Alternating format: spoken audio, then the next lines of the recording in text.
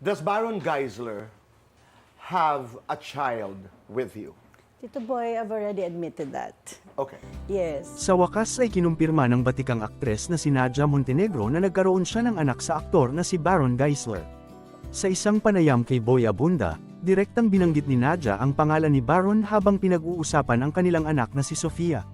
Nais ni Nadia Montenegro na maglagay ng exclamation point sa kanyang kwento tungkol kay Baron Geisler. Isinalaysay ng aktres ang kanyang side of the story tungkol sa nangyari sa pagitan nila ng aktor na si Baron Geisler at ng kanilang anak na si Sofia. Ikinwento rin niya kung paano nagkakilala sina Sofia at Baron sa unang pagkakataon.